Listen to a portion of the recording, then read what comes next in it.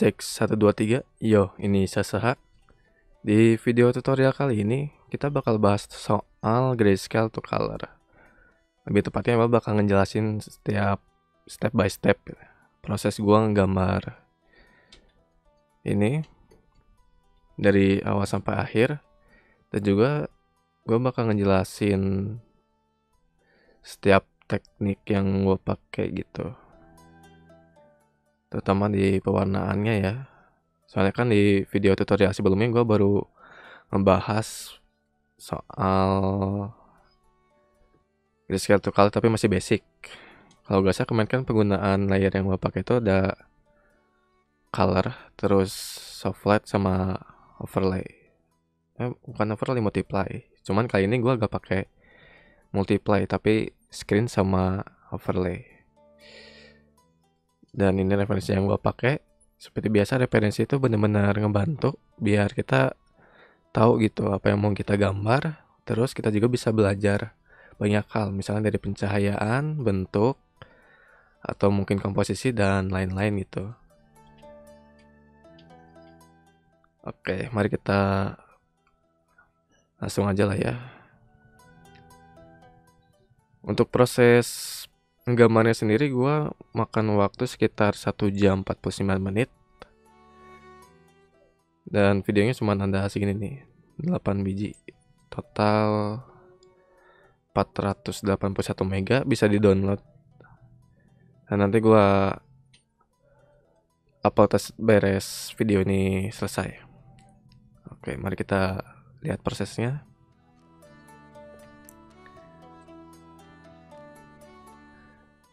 Cuman waktu itu pas gua bikin ini gambar, kirain si OBS-nya tuh bakal nge-record referensi yang gua pakai di pojok sini sama warna yang gua pilih gitu. Ternyata enggak. Jadi ya mau gak mau harus gua jelasin lagi dari awal lewat sini nih, lewat file Photoshop-nya langsung. Pokoknya dari awal gua bikin, yang gua pikirin itu bentuk basicnya dulu ya, basic construction line dari kepala, badan, rambut, sama bagian wajah kayak mata, hidung, sama mulut. Itu gua pisah-pisah biar nanti kalau misalnya gua mau benerin proporsinya dikit, yang lainnya itu gak kena. Jadi lebih efisien lah dikit. Di sini yang gua pisahin itu ada badan, terus mata, rambut, sama kayak tadi udah gua bilang. Nih gua tunjukin. Ini sketsa rambut, terus di bawahnya ada, sebenarnya ini badan ya, cuman gua kasih dikit di area mulut. Nah, ini untuk mata, hidung, mulut, sama beberapa bagian yang gua tambah belakangan kayak leher. Dan ini untuk bagian wajah sama badan.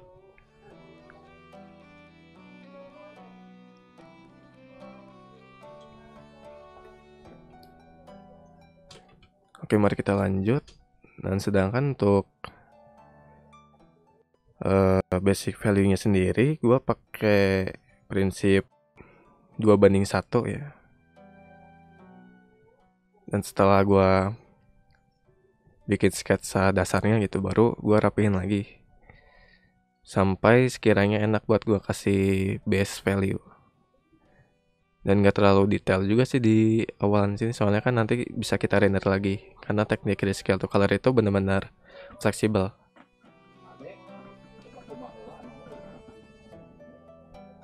Nah, di sini awalnya gue pakai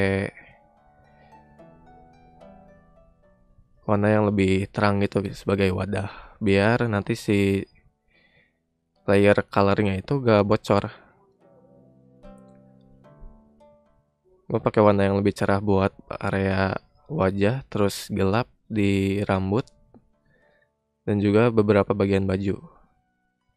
Sini kelihatan kan ada satu cerah gitu bagian baju sama kulit, sedangkan yang dua gelapnya itu rambut sama bagian baju yang gelap ini.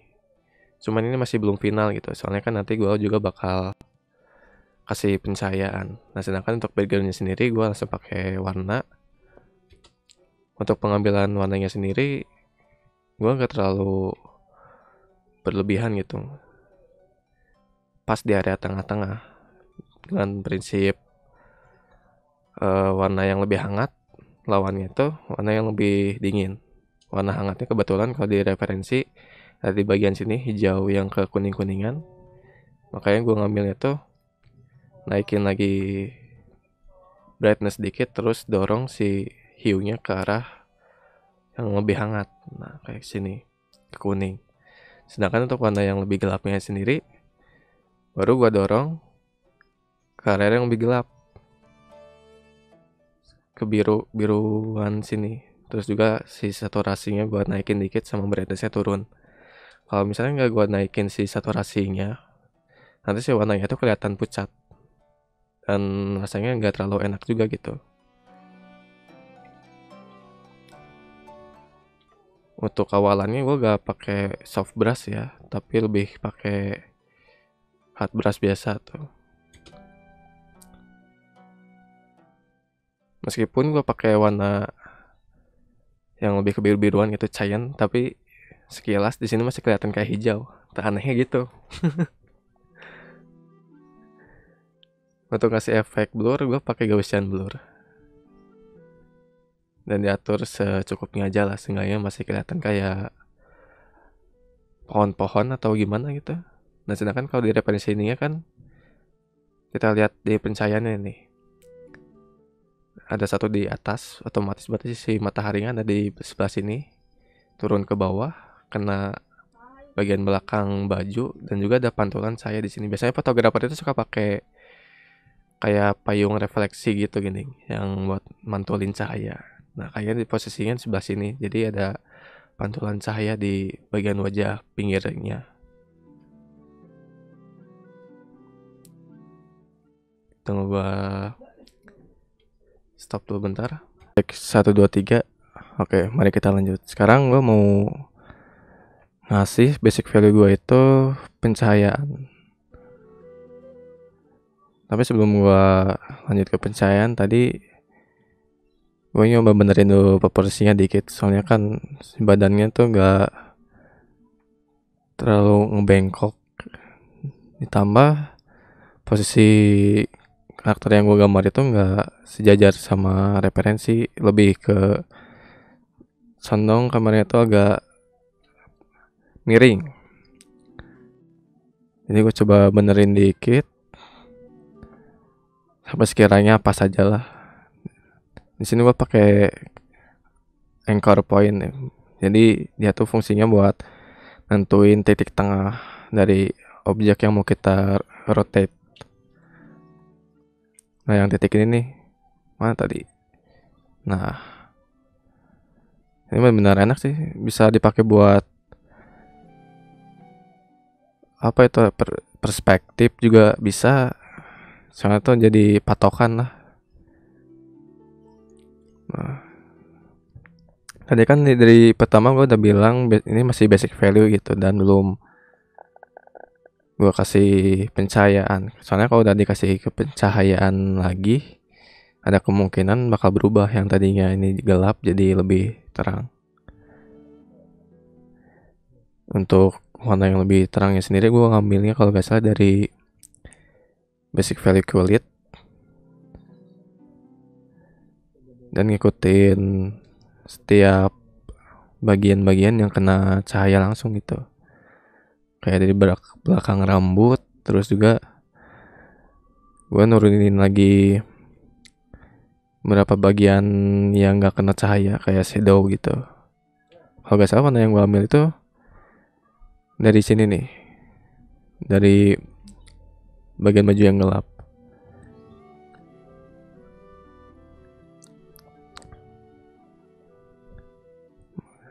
Gue percepat lagi. Di sini sebenarnya enak sih kalau kita pakai soft brush buat base-nya gitu, apalagi yang kayak di bagian sini nih, kayak ini kaki. Kan ada gradasinya tuh bener-bener semut. Nah, dari sini enak banget kalau pakai soft brush. Sedangkan untuk bagian yang lainnya gue pakai brush biasa lah yang hard. Soalnya kan style saya kayak gitu. Dari pertama sampai sekarang gue pakai brush yang sama gitu buat kebanyakan tempat. Ya, enak aja sih. Kalau gak settingan brush gue itu kalau misalnya kita gak pakai Photoshop, settingannya cukup simple. Gue tunjukin.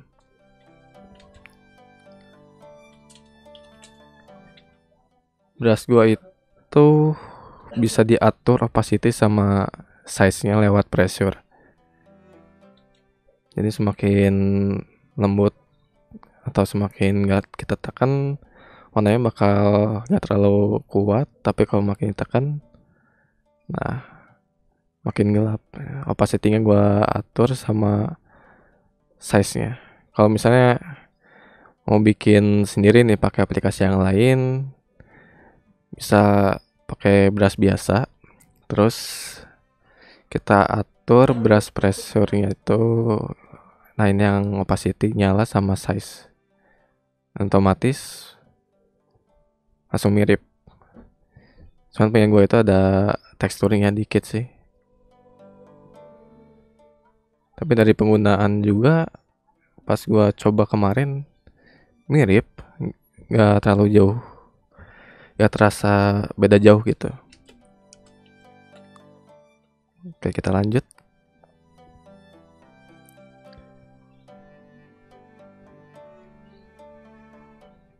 Untuk bagian bawah kulit gue juga pakai soft brush biar kelihatan ada bayang-bayang dari rambut gitu. Dan gak terlalu gelap juga sih. Untuk bagian yang cahayanya gue juga pakai soft brush sama soft brush, benar-benar enak sih. Terutama buat area-area yang besar.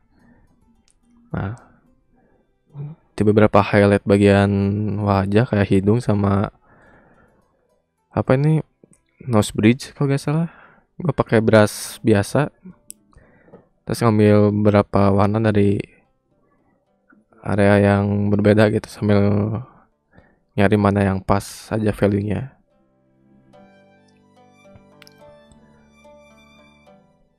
Bagian shadow di bawah dagu juga sama, gue sedikit-sedikit sih, nggak terlalu berlebihan. Nah, di sini gue juga tuh menggelapin beberapa area kayak di mata. Dan sekarang kalau gak salah mau maju ke coloring. Nah, untuk coloringnya sendiri gue pakai grup baru. Terus si satu grupnya tuh di masking, nyesuaiin sama keseluruhan bentuk dari sketsa sama value gue. Tujuan itu biar nanti si warnanya nggak terlalu belepotan atau kemana-mana. Jadi nanti gue gak usah dihapus-hapus lagi bagian yang nggak kena warna itu. Nah, kemarin ada yang nanya nih ke gue, bang kok setiap kali abang ngewarnain gitu warnanya kelihatan lembut, sedangkan pas gue coba pakai bispen warnanya nggak selembut ini atau terlalu keras gitu. Nah, sini gue share lagi trik yang gue punya. Kuncinya itu kayak ngatur pressure-nya itu loh. Jadi setiap kali gue coloring gue gak terlalu di apa namanya, warna yang gue pakai itu gak terlalu keras kayak gini nih, tapi sedikit-sedikit biar si hasil warnanya itu lebih terkendali. Nah, kuncinya itu ada di pressure.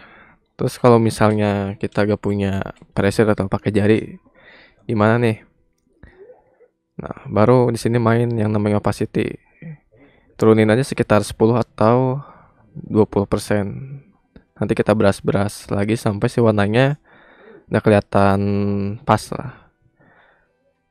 Kalau misalnya ada yang terlalu kuat, tinggal hapus lagi, opacity-nya turunin lagi.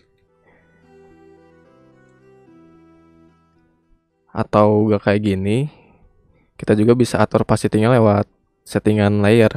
Tinggal turunin aja sampai sekiranya pas. Mana kita lihat tuh yang gua coloring. Nih, tuh gua aja gak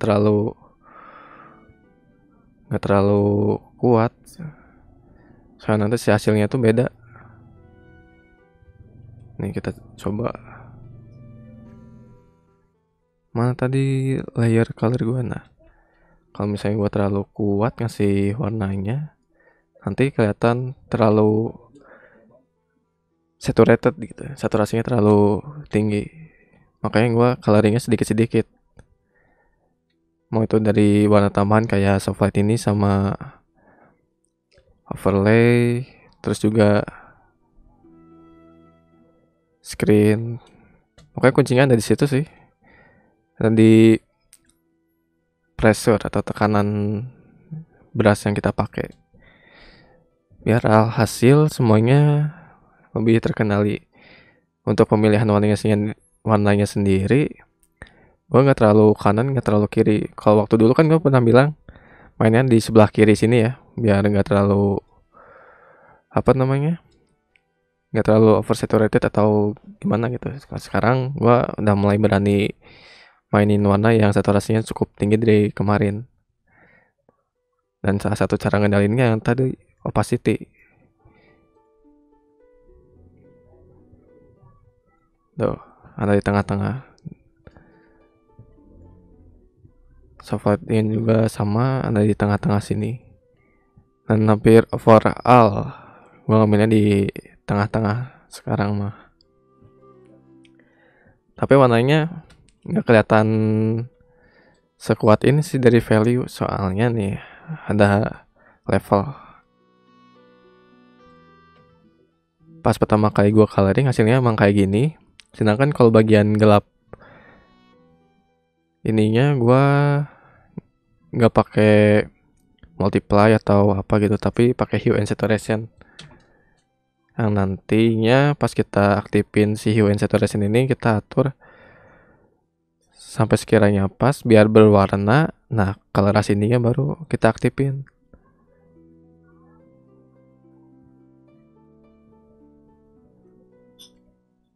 Mana gerak? Kita lihat tuh proses ini. Bagian yang gelap kan nggak gua kasih warna sih, cuman bagian rambut sama kulit aja pakai warna yang sama, itu coklat kemerah-merahan. Untuk soft light sendiri gua gak terlalu berlebihan, pokoknya pas-pasin aja. Soalnya kan di referensi ini warna merah dari pipinya itu dari make up ya, bukan dari warna subsurface gitu. Soalnya pantulan saya di kiri, terus juga si kulitnya nggak kena cahaya secara langsung. Biasanya kalau kulitnya kena cahaya langsung, di bagian antara midtone itu baru kemerah-merahan. Cuman kan ini mah nggak terlalu gitu. Jadi ya warna merahnya gue pakai sedikit aja, cuman ngerepresentasiin dari make up si karakter ini.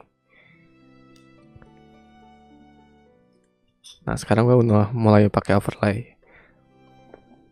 Overlay ini bisa ningkatin saturasi dan juga punya reaksi terhadap value yang lebih gelap, kayak bagian-bagian gelap ini nih.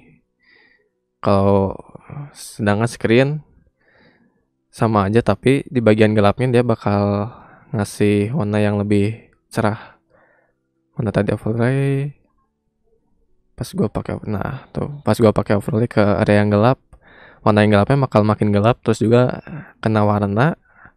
Sedangkan screen sebaliknya, warna gelapnya bakal jadi lebih cerah tuh, lebih terang.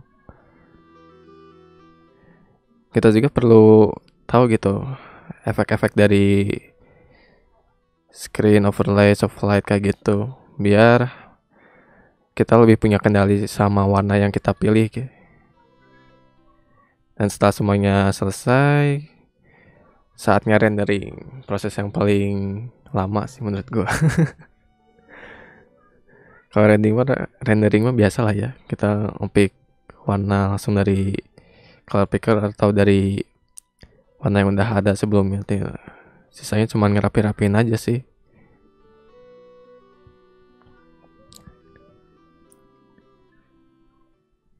Biar aman, gua pakai layer baru. Cuman ngerapi-rapihin semua bagiannya aja gitu yang paling mencolok. Kita percepat nih.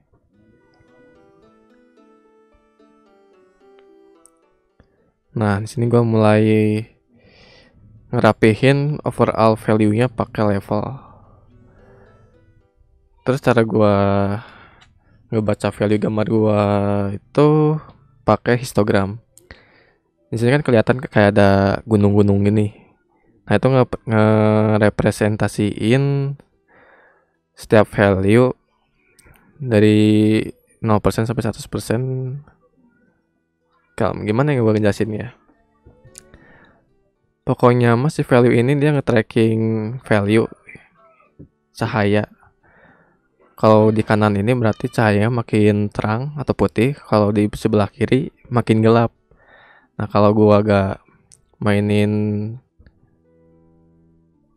si level ini, kelihatan kan si gunungan-gunungan ini gak terlalu mentok kiri sama kanan. Jadi hasilnya itu warna gua kelihatan kayak hasil fotografi tapi masih raw.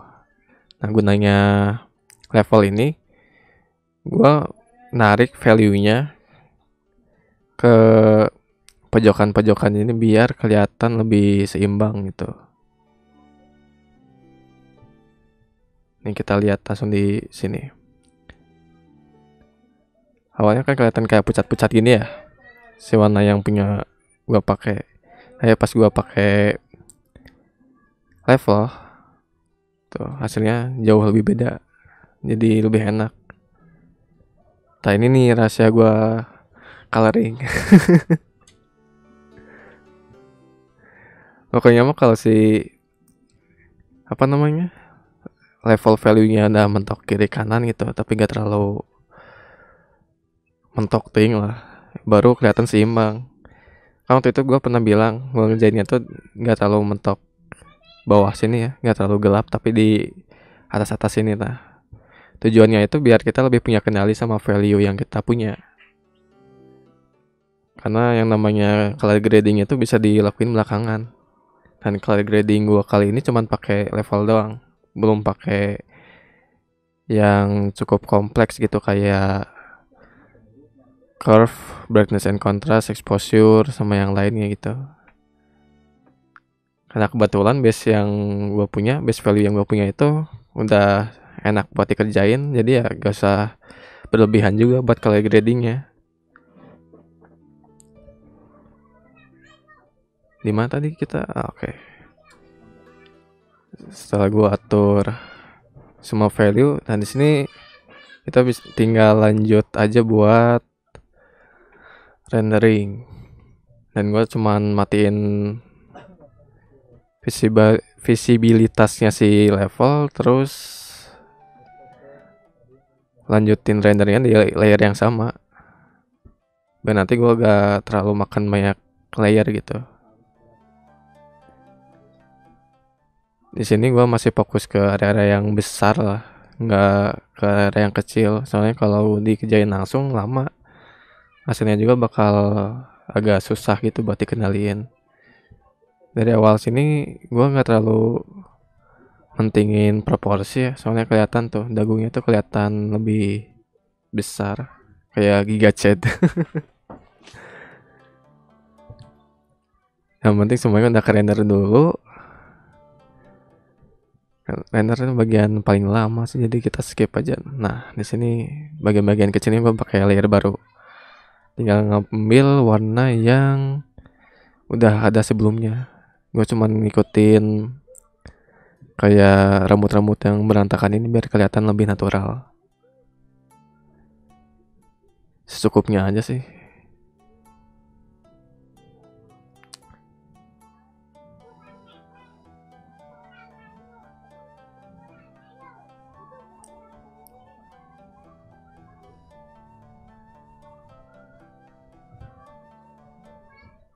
Nah di sini gue pakai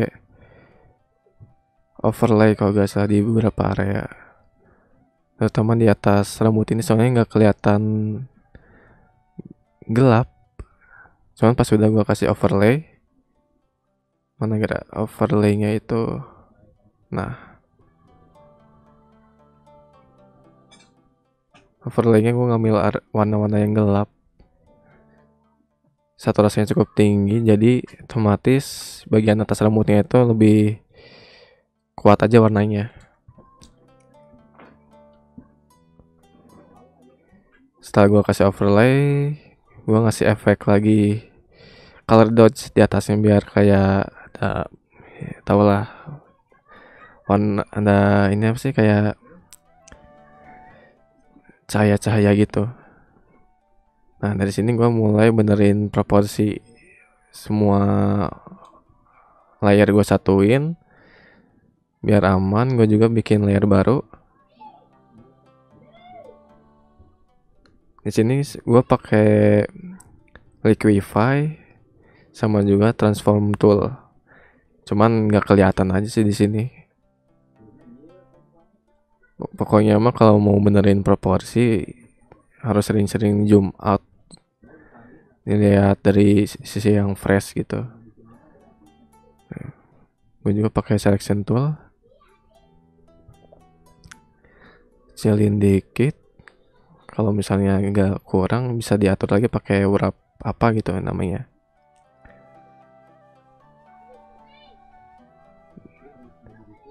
Usahain setiap kali benerin proporsi itu kita harus ngeflip gambarnya berulang-ulang. Tujuannya biar dari sudut kiri atau kanan kelihatan seimbang.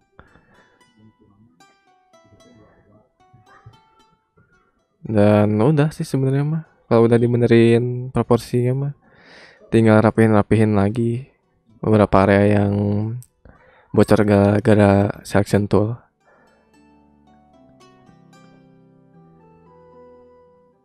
Ya, udah cuman segitu aja sih.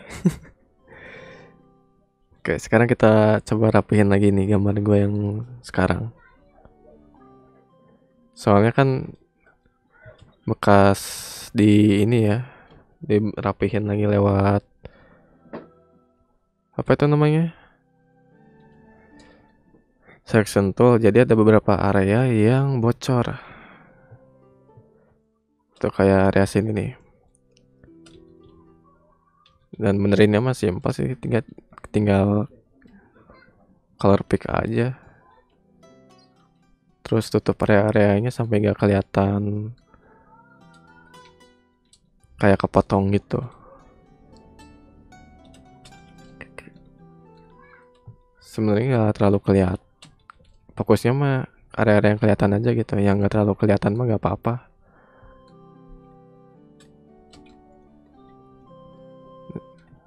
Soalnya kan area-area yang kayak gini terlalu kecil gitu buat di spot sama mata.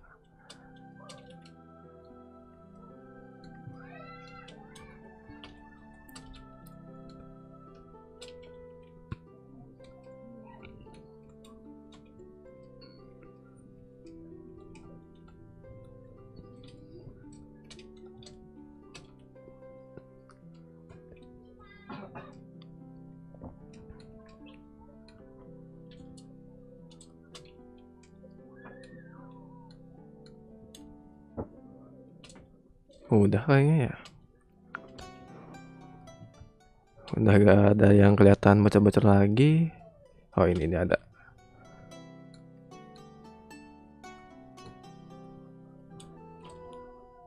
Ini tambahan dari gua. Oh ini ada. Soal apa itu, perbedaan antara screen sama overlay. Kan tadi gua bilang kalau overlay itu punya reaksi bikin value yang lebih gelap jadi makin gelap gitu, terus jadi berwarna. Ini kelihatan banget kan ya, yang asalnya gelap jadi sama tetap gelap tapi lebih berwarna gitu, kena warnanya. Sedangkan kalau screen, area gelapnya itu bakal jadi lebih terang. dan juga ngasih sedikit warna gitu. Cuman dari sini juga kalau misalnya gue kasih overlay gitu di atas sini bakal bagus gak ya? Coba. Tuh, kelihatan beda. Makin enak sekarang. Nah, nggak ketahuan itu tapi nggak apa-apa lah. Seenggaknya kita tahu gitu kalau reaksi dari overlay itu ngasih warna yang lebih kuat di area-area yang gelap. Sedangkan kalau screen bikin si warna gelapnya itu jadi lebih cerah lah. Kayak finishing touch udah beres, sisanya paling cuma ngapus-ngapus beberapa bagian yang bocor atau gak rapih aja.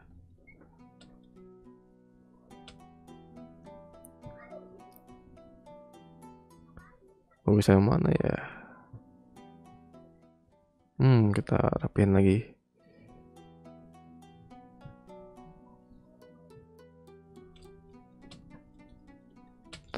Terkadang suka lupa sih buat ngerapihin bagian yang kayak gini nih. Karena terlalu fokus yang lain. Atau gak sabaran aja gitu buat ngepost ke Instagram atau Facebook. Jadi beberapa area yang kayak gini nih, kesalahan gini gak ke handle. Tapi selama gak terlalu mengganggu overall gambar mah, menurut gue fine-fine aja.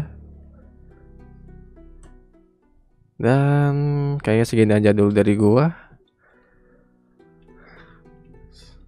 Semoga penjelasan gua kali ini cukup cukup bermanfaat, bisa ngasih informasi yang baru lagi. Terima kasih sudah menonton. Sampai ketemu lagi di video berikutnya. Bye.